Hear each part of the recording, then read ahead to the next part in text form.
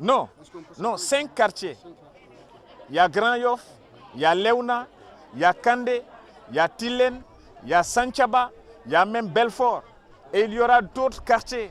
Ça concerne tout Ziguinchor, Inch'Allah. J'ai décidé de moi-même de prendre un tiers de mon salaire pour subventionner les Casamançais et pour aider les élèves qui viennent de milieux défavorisés. J'ai dit que l'année dernière, j'ai payé la scolarité entière et totale à 6 élèves de terminale pour leur donner une chance. Parce que j'ai donné l'exemple du président de la République. Mais je donne aussi des bourses, vous le savez, à des élèves de Ziguinchor, les meilleurs élèves. J'ai décidé de doubler cette enveloppe. Je travaille avec Nouha Sissé, ancien proviseur de Ziguinchor. Dans ce domaine, j'ai décidé de doubler cette enveloppe. J'ai décidé de moi-même de prendre une partie de mon salaire. Avant de venir, j'en ai discuté avec Monsieur le Président de la République qui m'a encouragé dans ce sens et qui m'a aussi appuyé, je dois le dire, avant de venir. Et qui m'a encouragé en me disant qu'il faut continuer ces efforts-là.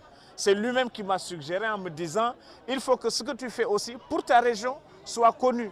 Vous savez que j'ai entrepris beaucoup d'actions ici. La presse n'a jamais été au courant.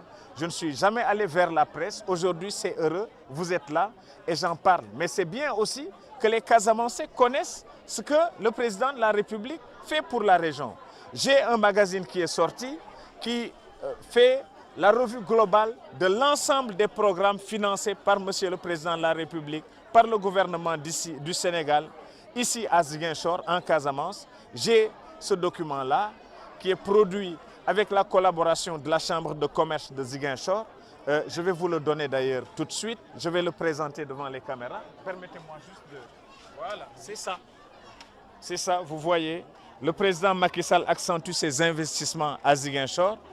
Ça, je vais le distribuer à la presse pour que les populations prennent connaissance davantage de tout ce qui est fait pour la région de Ziguinchor. Vous savez que le tourisme est en train de renaître. Vous savez aussi, pour protéger la Casamance, ce qu'il a fait pour interdire les coupes de bois, parce que la Casamance en souffrait beaucoup. Il y a donc énormément de choses qui sont faites, sans compter les digues de sel, pour permettre l'agriculture, sans compter le financement pour l'exploitation de l'anacarde. Aujourd'hui, il y a des milliards qui entrent dans les poches des Casamançais grâce à l'exploitation de cette denrée qui aujourd'hui rapporte plus que même le pétrole. Les Casamançais apprécieront. En tout cas, vous avez dû constater vous-même que pendant la période de novembre et décembre 2011, nous avons eu plus de morts ici sur les routes en Casamance que jamais dans l'histoire de cette région. Vous savez que pendant toutes ces années, 30 années de guerre, nous avons perdu nos jeunes, nous avons perdu nos parents. Moi-même, j'ai perdu mes cousins, j'ai perdu mes oncles qui étaient ici chez ma grand-mère, qui étudiaient, qui étaient en relation avec l'abbé Djamakoun Senghor, qui allait dans son orphelinat à Kandé. J'ai beaucoup perdu. Mon propre oncle, le petit frère de ma mère, il a dû son salut. Il a eu la vie sauve parce qu'il a eu de la chance. Quelqu'un l'a reconnu alors qu'on l'avait déjà arrêté. Et j'ai des parents qui ont disparu. Tout ça est fini. Tout ça n'existe plus. On peut circuler en Casamance librement. Il y a la paix. Il y a bien une raison à cela.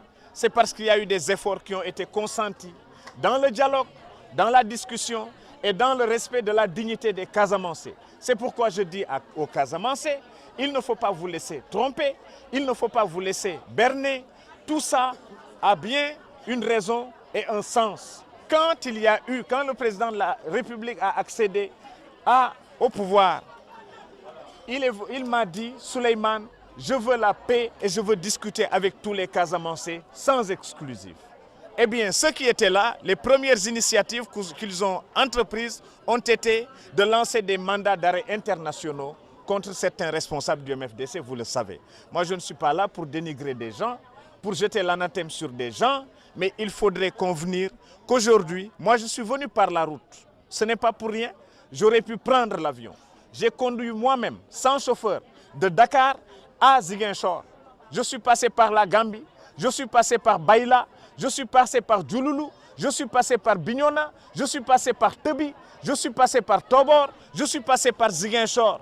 C'était pour prouver aux gens d'ici et à ceux qui sont à Dakar qu'on peut aller à Ziguinchor sans courir le risque de mourir sur la route. Parce que nous avons retrouvé la paix et notre Casamance verdit encore. Et la paix est revenue. J'invite tout le monde parce que cette région naturelle, je suis venu avec des gens en leur disant « Chez moi, il y a la paix, chez moi, il y a l'accueil ». Et je n'oublie pas une phrase de l'abbé Diamacoune Senghor qu'il m'a servi en décembre 2002 quand je suis allé le voir. Il m'a dit « Adjawara Nyeyi Nyeyi ». Et je ne l'oublierai jamais. Eh bien, cette paix retrouvée, c'est parce que des gens y ont travaillé. Parfois, sans faire de publicité. Avant, les gens achetaient des télévisions. Ce sont eux-mêmes qui ont dit qu'ils ont acheté des télévisions, qu'ils ont financé des baptêmes, des mariages pour des gens. Aujourd'hui, on œuvre pour de véritables plans d'insertion, de réinsertion et surtout pour une paix durable. Et vous savez que le Sénégal a été sorti aussi de la liste rouge de certains pays. Ça aussi, il a fallu un effort démocratique, diplomatique intense parce qu'il y a des gens qui ont compris que la Casamance était asphyxiée. Bientôt, vous verrez des vols qui vont descendre ici à Ziguinchor parce que le président de la République a mis en place un programme de réhabilitation de l'aéroport de Ziguinchor. C'est un programme de 27 milliards après avoir procédé au dragage du fleuve.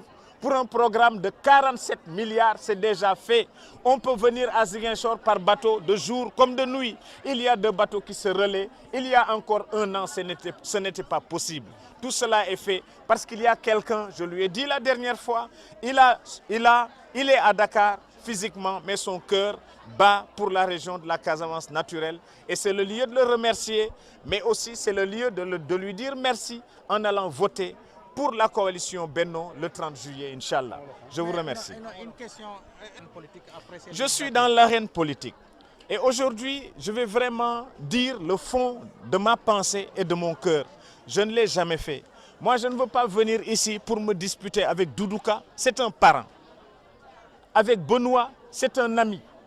Je ne peux pas me mettre à disputer ici, à me battre pour quelque chose, pour un leadership qui n'existe pas. Nous devons tous nous battre pour que la Casamance se développe. J'ai dit, je vais venir, au lieu de me mettre à me battre pour des places, je vais venir, je vais aider directement les populations. Et j'invite tous ceux qui aiment la Casamance, qui ont des responsabilités ou qui ont des moyens, à venir le faire. Parce que pour moi, c'est ça l'enjeu, aider les gens à sortir de la pauvreté, aider les gens à sortir de la misère, et après on verra.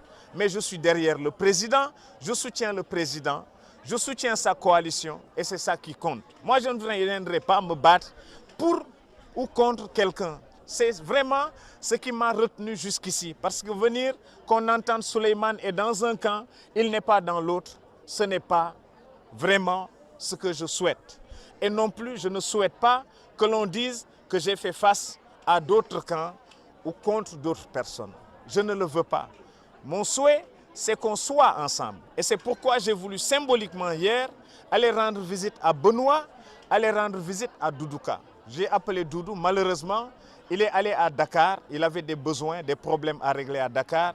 Il m'a promis qu'il reviendrait et quand il reviendra, on se verra. Nous sommes tous des parents. Ablaye, Doudou, nous sommes tous de Cabrousse. Nos grands-parents viennent de la même maison, de la même concession à Cabrousse. Ma grand-mère et la grand-mère de Doudouka sont cousines et se fréquentaient. Ma grand-mère allait chez la grand-mère de Doudou. La grand-mère de Doudou venait chez ma grand-mère. Et ma mère et la mère de Doudou étaient amies. Donc il n'y a pas lieu pour se quereller, il n'y a pas lieu pour se faire la guerre. Il faut travailler pour la reconnaissance, plus de reconnaissance pour notre région, plus de dignité pour notre région et pour le développement de la Casamance.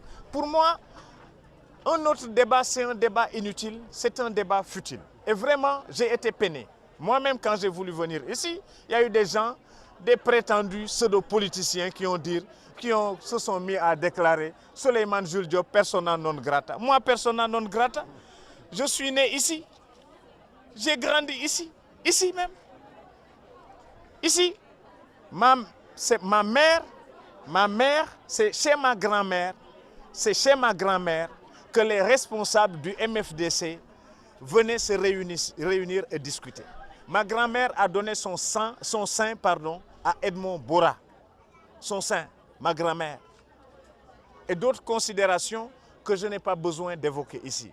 Donc il faut que les gens ouvrent les cœurs, il faut que les gens soient plus disponibles, il faut que les gens soient plus ouverts en accueillant les autres. Parce qu'on a besoin de tout le monde pour le développement de cette région. Il n'y a pas lieu de se diviser, il n'y a pas lieu de se quereller. Et c'est vraiment un appel du cœur que je lance. Moi, je ne suis pas dans des querelles politiciennes. J'ai dépassé ça. Je n'ai jamais d'ailleurs été dans ça. Et vraiment, il faut que les Casamançais le comprennent ainsi. Moi, tant qu'il y a des batailles de chapelle, de leadership, tel a fait ça, tel a fait ça, tel est avec tel. J'ai appelé Doudou quand je l'ai dit. J'ai appelé Doudou avant les élections. J'ai dit, Doudou, je ne veux pas t'entendre dans des querelles pour occuper tel ou tel poste, pour être candidat ou pour diriger quoi que ce soit. Et il m'a écouté.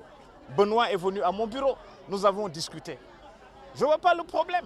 Moi, je ne convoite rien. Même pas chef de quartier. Je ne suis pas candidat pour être député. Je ne suis pas candidat pour être maire. Donc, je n'ai pas de problème. Il n'y a pas d'enjeu pour moi. Ce n'est pas un enjeu. Le seul enjeu, comme je l'ai dit, c'est aider mes proches. Les gens qui sont là avec moi, les femmes, les jeunes. Et je suis engagé avec mes camarades d'âge aussi, qui ont grandi avec moi ici, à Bandiakhlé. Nous nous sommes engagés pour travailler ensemble. J'ai eu plus de chance que les autres et j'ai décidé de les aider et de les soutenir. Voilà, c'est tout. Maintenant, politiquement, moi, j'ai toujours fait de la politique.